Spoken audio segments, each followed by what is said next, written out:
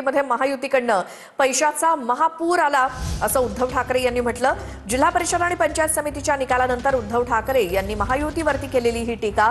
पैशाचा महापूर येऊन सुद्धा निष्ठेची भिंत तोडता आली नाही। येणारा उद्याचा काळ हा आपला असेल असं उद्धव ठाकरे मातोश्रीवरती उरण रायगड या ठिकाणून आलेल्या नगरसेवकांना संबोधित करताना बोलत होते। उरण आणि रायगडच्या नवनिर्वाचित नगरसेवकांनी उद्धव ठाकरेंची मातोश्रीवरती भेट घेतली।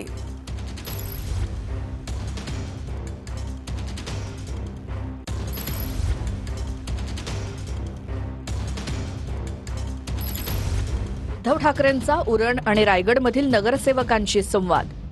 निवडणुकीत महायुतीकडून पैशाचा महापूर येऊन देखील निष्ठेची भिंत तोडता आली नाही। अत्यंत प्रतिकूल परिस्थितीत तुम्ही निवडणुका लढल्यात, अत्यंत प्रतिकूल परिस्थितीत तुम्ही यश मिळवलं।